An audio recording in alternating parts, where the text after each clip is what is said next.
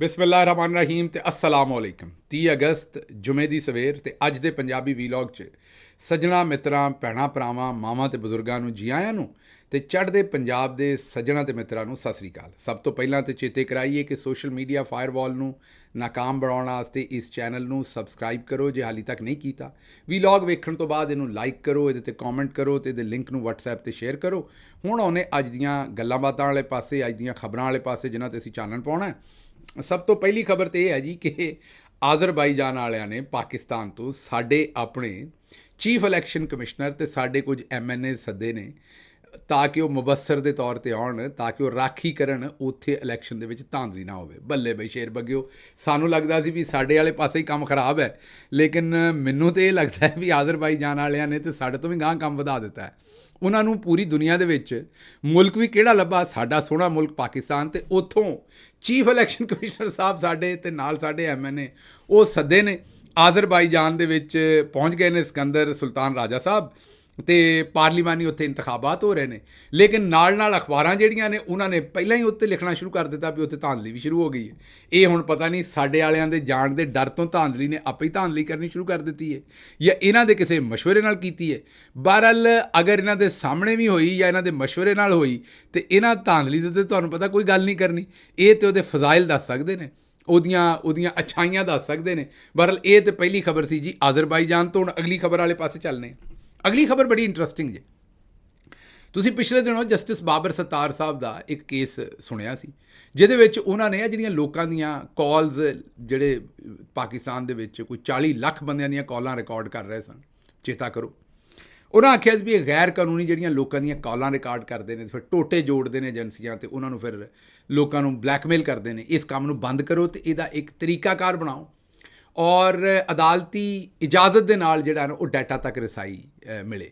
ਔਰ ਜਿਹੜਾ ਵੀ ਡਾਟਾ ਕਿਸੇ ਦੀ ਕਾਲ ਰਿਕਾਰਡ ਕਰਵਾਉਂਦਾ ਹੈ ਜਾਂ ਕਾਲਿੰਗ ਡਿਟੇਲ ਲੈਂਦਾ ਹੈ ਤੇ ਉਹ ਪਤਾ ਹੋਵੇ ਕਿੰਨੇ ਲਈ ਹੈ ਔਰ ਉਸ ਇਨਫੋਰਮੇਸ਼ਨ ਦੀ, ਤਾਂ ਕਿ ਅਗਰ ਕਿਸੇ ਦੇ ਉੱਤੇ ਕੋਈ ਸ਼ੱਕ ਹੈ, ਉਹਦੀ ਕਾਲਿੰਗ ਡਿਟੇਲ ਲਈ ਹੈ ਤਾਂ ਉਹ ਪੁਲਿਸ ਤੱਕ ਰਹਿਣੀ ਚਾਹੀਦੀ ਹੈ ਨਾ, ਲਾ ਇਨਫੋਰਸਮੈਂਟ ਤੱਕ ਰਹਿਣੀ ਚਾਹੀਦੀ ਹੈ। ਉਹ ਇਹ ਨਾ ਹੋਵੇ ਵੀ ਉਹ ਲੋਕਾਂ ਦੀ ਦੂਸਰੇ ਜਿਹੜੇ ਮਸਾਇਲ ਨੇ ਉਹ ਖੜੇ ਕਰਦੇ ਲੋਕਾਂ ਦੀ ਸਿਕਿਉਰਿਟੀ ਦੇ, ਸੇਫਟੀ ਦੇ।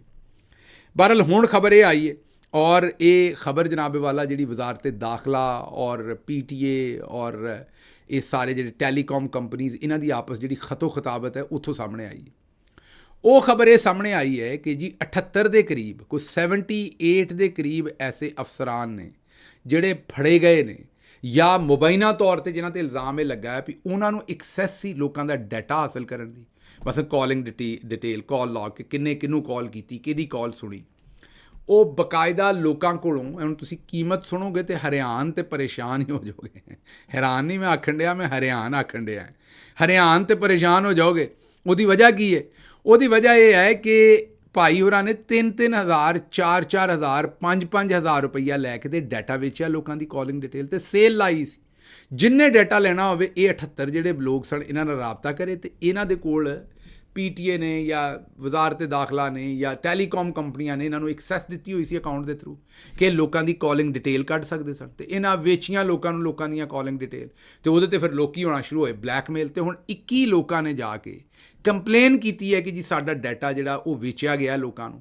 ਉਹਦੇ ਤੇ ਜਿਸ ਵੇਲੇ ਇਨਵੈਸਟੀਗੇਸ਼ਨ ਕੀਤੀ ਤੇ ਪਤਾ ਚੱਲਾ ਵੀ ਇਹ ਜਿਹੜੇ 78 ਪੁਲਿਸ ਵਾਲੇ ਸਨ ਇਹ ਡਾਟਾ ਵੇਚਦੇ ਰਹੇ ਨੇ ਤੇ ਕੋਈ ਬਹੁਤੇ ਪੈਸਿਆਂ ਨਾਲ ਨਹੀਂ ਵੇਚਦੇ ਰਹੇ।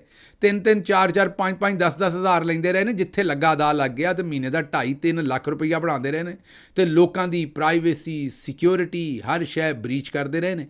ਇਹ ਤੇ ਹਾਲਾਤ ਨੇ। ਹੁਣ ਮੈਨੂੰ ਦੱਸੋ, ਐਸੇ ਬੇਸ਼ਰਮ ਸਾਡੇ ਕੋਲ ਮੌਜੂਦ ਨੇ ਕਿ ਉਹਨਾਂ ਨੂੰ ਅਦਾਲਤੀ ਅਗਰ ਉਹਨਾਂ ਨੂੰ ਕਾਨੂੰਨੀ ਤੌਰ ਤੇ ਕੋਈ ਐਕਸੈਸ ਹੈ ਤਾਂ ਕਿ ਉਹਦੇ ਨਾਲ ਉਹ ਕੋਈ ਇਨਵੈਸਟੀਗੇਸ਼ਨ ਕਰ ਸਕਣ, ਕਿਸੇ ਕ੍ਰਾਈਮ ਨੂੰ ਫੜ ਸਕਣ, ਤੇ ਉਹਨਾਂ ਨੇ ਉਹਨੂੰ ਦੁਕਾਨ ਬਣਾ ਲਿਆ ਤੇ ਅੱਡਾ ਬਣਾ ਲਿਆ ਵੀ ਜਿਹਨੇ ਵਿਚਾਰੇ ਗਰੀਬ ਨੇ ਨਹੀਂ ਵੀ ਜੁਰਮ ਕੀਤਾ ਉਹਦਾ ਵੀ ਡਾਟਾ ਤੁਸੀਂ ਲੈਣਾ ਹੈ ਤੇ ਜਾਓ ਪੈਸੇ ਦਿਓ, ਨੰਬਰ ਦਿਓ ਤੇ ਉਹਦੀ ਕਾਲਿੰਗ ਡਿਟੇਲ ਕੱਢ ਦੇਣਗੇ ਤੇ ਬਸ ਲੋਕੀ ਪੈ ਗਏ ਮੁਸੀਬਤ ਦੇ ਵਿੱਚ। ਬਹਰਹਾਲ ਇਹ ਖਬਰ ਹੈ ਜੀ। ਅਗਲੀ ਖਬਰ ਵੀ ਇਸੇ ਤਰ੍ਹਾਂ ਦੀ ਹੈ। ਅਗਲੀ ਖਬਰ ਆਸਟ੍ਰੇਲੀਆ ਤੋਂ ਤੁਹਾਡੇ ਸਾਹਮਣੇ ਰੱਖਾਂਗੇ। ਕੋਈ ਸੈਂਕੜਾਂ ਦੇ ਕਰੀਬ ਲੜਕੀਆਂ ਨੂੰ ਬਲੈਕਮੇਲ ਕਰਨ ਵਾਲਾ ਪਾਕਿਸਤਾਨੀ ਨਿਜਾਦ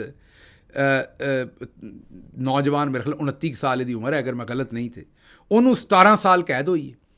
ਔਰ ਇਹਨੇ ਕੀਤਾ ਕੀ ਕਿ ਇਹਨੇ 16 ਸਾਲ ਤੋਂ ਘੱਟ ਬੱਚੀਆਂ ਜਿਹੜੀਆਂ ਉਹਨਾਂ ਨਾਲ ਗੱਲ ਸ਼ੁਰੂ ਕੀਤੀ ਪੂਰੀ ਦੁਨੀਆ 'ਚ, ਕਿਸੇ ਇੱਕ ਮੁਲਕ ਦੇ ਵਿੱਚ ਨਹੀਂ, ਹਰ ਪਾਸੇ।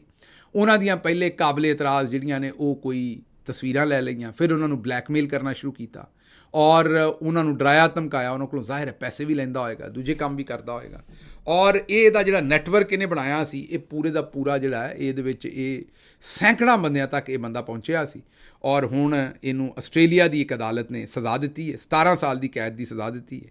ਸਾਡੇ ਲਈ ਬੜੀ ਨੇਕਨਾਮੀ ਇਹਨੇ ਹਾਸਲ ਕੀਤੀ ਹੈ। ਮੈਂ ਇਹੀ ਆਖਾਂਗਾ ਇਸ ਬੇਸ਼ਰਮ ਆਦਮੀ ਨੂੰ। ਅਤੇ ਬਹਰਹਾਲ ਥੋੜ੍ਹਾ ਖਿਆਲ ਕਰਿਆ ਕਰੋ ਆਪਣੇ ਬੱਚੇ ਬੱਚੀਆਂ ਜਿਹੜੇ ਇਰਦ ਗਿਰਦ ਨੇ, ਅਗਰ ਉਹ ਸਟ੍ਰੈਸ 'ਚ ਨੇ, ਪ੍ਰੈਸ਼ਰ 'ਚ ਨੇ, ਔਡ ਕੋਈ ਬਿਹੇਵ ਕਰ ਰਹੇ ਨੇ, ਤਾਂ ਉਹਨਾਂ ਦੀ ਮਦਦ ਕਰੋ, ਉਹਨਾਂ ਦੀ ਗੱਲ ਸੁਣੋ, ਉਹਨਾਂ ਨਾਲ ਗੱਲ ਕਰੋ, ਉਹਨਾਂ ਦੇ ਦੋਸਤ ਬਣੋ, ਨਾ ਕਿ ਹਰ ਵੇਲੇ ਲਾਠੀ ਚੁੱਕੇ ਰਹੋ। ਤੁਹਾਨੂੰ ਕੀ ਪਤਾ ਕਿ ਉਹ ਵਿਚਾਰੇ ਕੇਸ ਉਸ ਵੇਲੇ ਮੁਸੀਬਤ 'ਚ ਹੋਣ ਜਾਂ ਕੇਸ ਜ਼ਦ ਦੇ ਵਿੱਚ ਹੋਣ।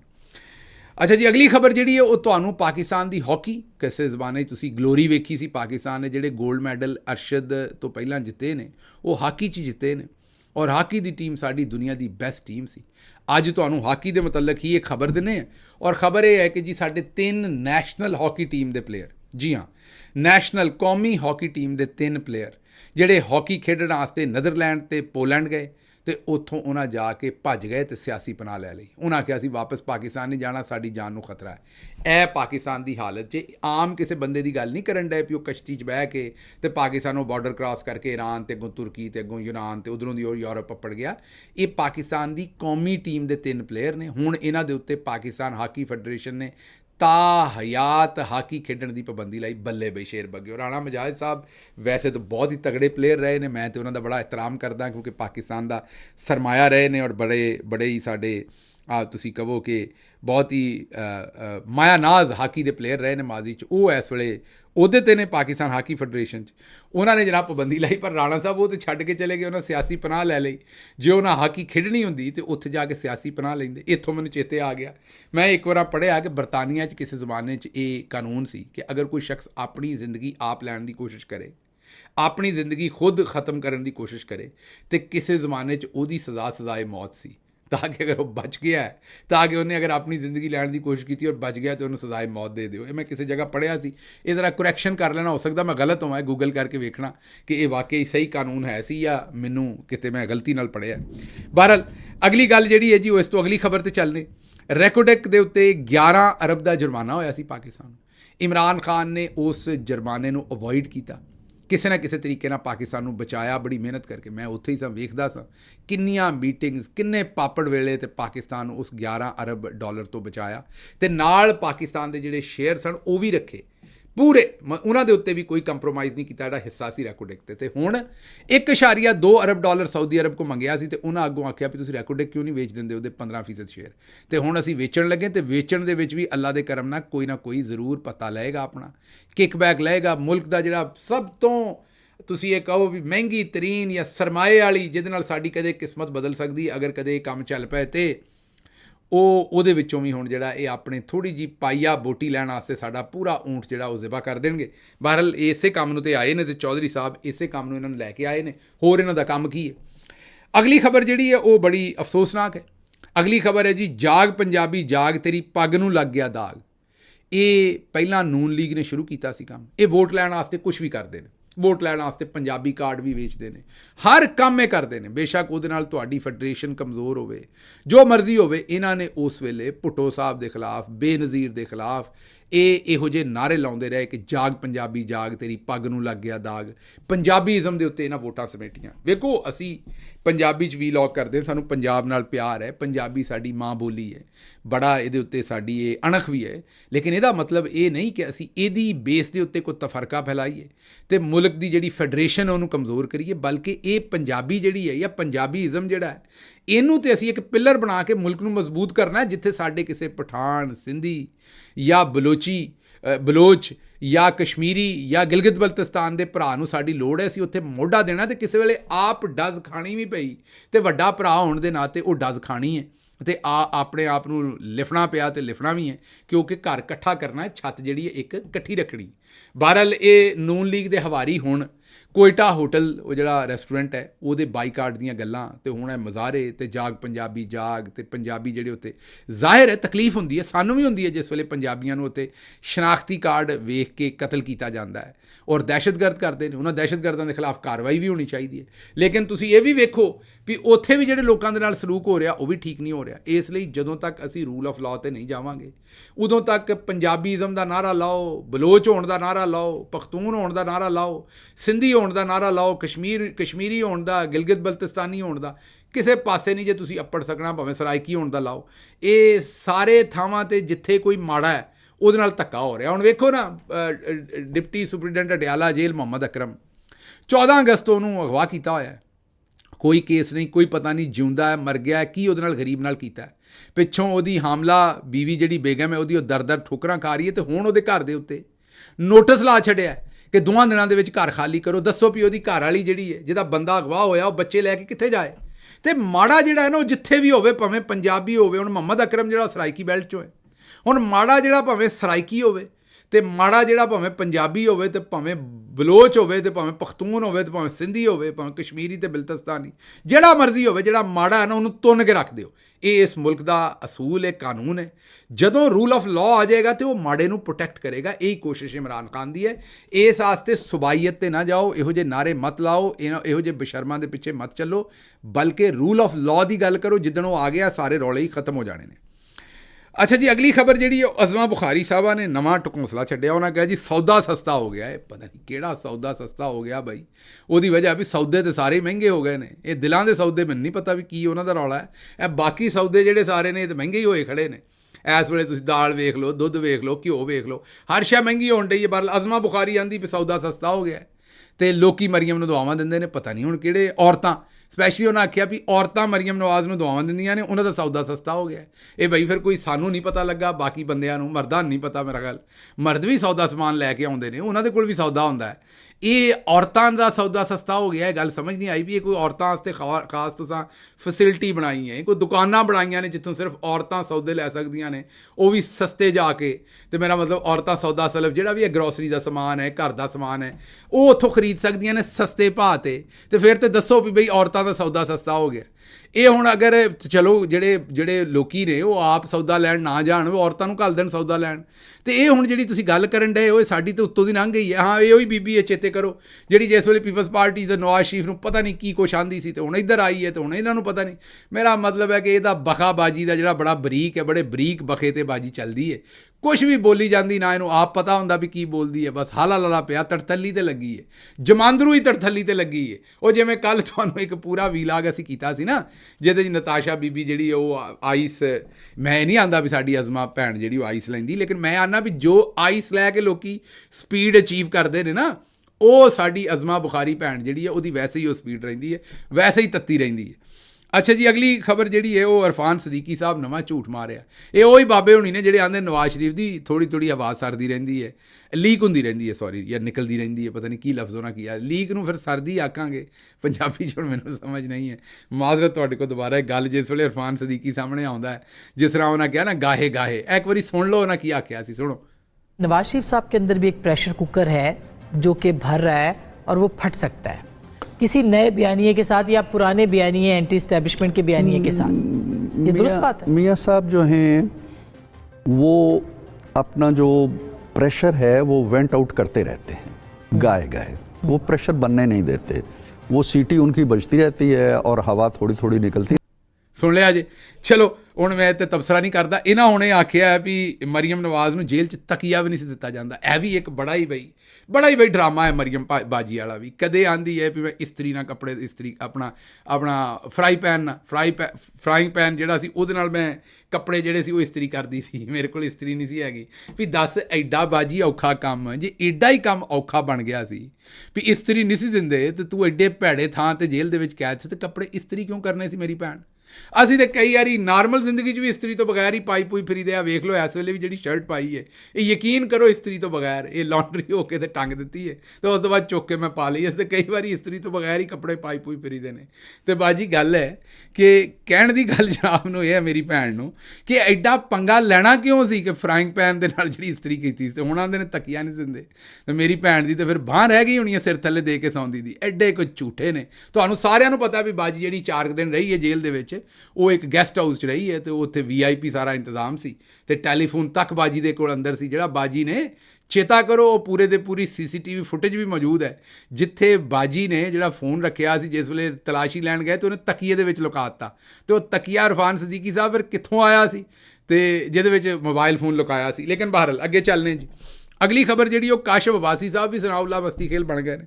ਬੜਾ ਕੰਮ ਉਹਨਾਂ ਖਰਾਬ ਕੀਤਾ ਤੇ ਸਨਾਉल्लाह ਮਸਤੀਖੇਲ ਸਾਹਿਬ ਤੇ ਬੜੀ ਤਨਕੀਦ ਹੋਈ ਸੀ ਤੇ ਕਾਸ਼ਫ ਅਬਾਸੀ ਸਾਹਿਬ ਨੇ ਪੁੱਛਿਆ ਵੀ ਨਵਾਜ਼ ਸ਼ਰੀਫ ਸਾਹਿਬ MNA ਕਿਸ ਤਰ੍ਹਾਂ ਬਣੇ। ਹਨੀਫ ਅਬਾਸੀ ਸਾਹਿਬ ਅੱਗੋਂ ਕੋਈ ਜਵਾਬ ਦੇਣ ਡਏ ਸਨ ਤੇ ਕਾਸ਼ਫ ਅਬਾਸੀ ਸਾਹਿਬ ਨੇ, ਹੁਣ ਮੈਂ ਤੇ ਉਹ ਇਸ਼ਾਰਾ ਨਹੀਂ ਕਰ ਸਕਦਾ ਜਿਹੜਾ ਮਸਤੀਖੇਲ ਸਾਹਿਬ ਨੇ ਇਸ਼ਾਰਾ ਕੀਤਾ ਸੀ ਹੱਥ ਨਾਲ, ਉਹ ਇਸ਼ਾਰਾ ਕਰਕੇ ਉਹਨਾਂ ਕਿਹਾ ਜੀ ਇੰਝ ਹੀ ਬਣੇ ਨੇ। ਤੇ ਉਹ ਇਸ਼ਾਰਾ ਕਰਕੇ ਤੇ ਕਾਸ਼ਫ ਅਬਾਸੀ ਸਾਹਿਬ ਨੇ TV ਤੇ ਦੱਸਿਆ ਤੇ ਉਹਨਾਂ ਦੀ ਇੱਕ ਵਾਰੀ ਯਾਦ ਫਿਰ ਤਾਜ਼ਾ ਹੋ ਗਈ। ਅੱਛਾ ਜੀ, ਅਗਲੀ ਖਬਰ ਹੈ ਸਦੀਕ ਜਾਨ ਸਾਹਿਬ ਬੜੇ ਇਨਕਸ਼ਾਫਾਤ ਕੀਤੇ ਨੇ। ਅਸੀਂ ਵੀ ਤੁਹਾਨੂੰ ਇਹ ਖਬਰ ਦਿੱਤੀ ਸੀ ਚੰਦ ਦਿਨ ਪਹਿਲਾਂ, ਹੁਣ ਸਦੀਕ ਜਾਨ ਸਾਹਿਬ ਵੀ ਉਹੀ ਖਬਰ ਲਿਆਏ ਨੇ। ਉਹ ਕਿਉਂਕਿ ਖਬਰ ਲਿਆਏ ਨੇ ਤਾਂ ਉਹਨਾਂ ਦਾ ਹੱਕ ਬਣਦਾ ਅਸੀਂ ਉਹਨਾਂ ਨੂੰ ਕ੍ਰੈਡਿਟ ਦਈਏ। ਉਹਨਾਂ ਖਬਰ ਇਹ ਦਿੱਤੀ ਹੈ ਕਿ ਮਲਕ ਅਹਿਮਦ ਖਾਨ ਤੇ ਆਜ਼ਮ ਨਜ਼ੀਰ ਤਾਰੜ ਸਾਹਿਬ ਇਸਟੈਬਲਿਸ਼ਮੈਂਟ ਦੇ ਕੋਲ ਗਏ ਤੇ ਉਹਨਾਂ ਨੇ ਜਾ ਕੇ ਕਿਹਾ ਵੀ ਨਵਾਜ਼ ਸ਼ਰੀਫ ਨੂੰ ਲੰਦਨ ਨਾ ਜਾਣ ਦਿਓ।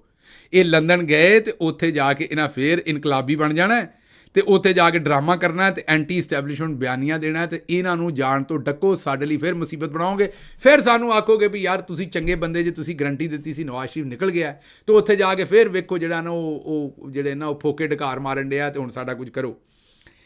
ਮੈਂ ਬਹਰਹਾਲ ਤੁਹਾਨੂੰ ਇਹ ਦੱਸ ਦੇਣਾ ਵੀ ਨਵਾਜ਼ ਸ਼ਰੀਫ ਸਾਹਿਬ ਨੂੰ ਡੱਕੇਗਾ ਕੋਈ ਨਹੀਂ, ਉਹ ਬਾਹਰ ਚਲੇ ਜਾਣਗੇ, ਇਹ ਮੇਰੀ ਖਬਰ ਹੈ।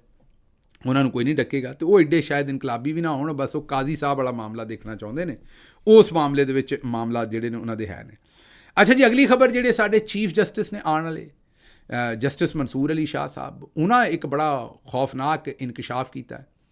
ਉਹਨਾਂ ਇਹ ਦੱਸਿਆ ਕਿ ਜੁਲਾਈ ਦੇ ਮਹੀਨੇ ਤੋਂ ਮੈਨੂੰ ਧਮਕੀਆਂ ਦਿੱਤੀਆਂ ਜਾ ਰਹੀਆਂ ਨੇ ਕਿ ਮੈਂ ਅਸਤੀਫਾ ਦੇ ਦਿਆਂ। ਵਾਹ ਵਾਹ, ਤੁਹਾਡੇ ਮੁਲਕ ਦੇ ਆਉਣ ਵਾਲੇ ਚੀਫ ਜਸਟਿਸ ਦੱਸਣ ਡਏ ਨੇ ਕਿ ਜੁਲਾਈ ਦੇ ਮਹੀਨੇ ਤੋਂ ਉਹਨਾਂ ਨੂੰ ਧਮਕੀਆਂ ਦਿੱਤੀਆਂ ਜਾ ਰਹੀਆਂ ਨੇ ਕਿ ਉਹ ਅਸਤੀਫਾ ਦੇ ਦੇਣ।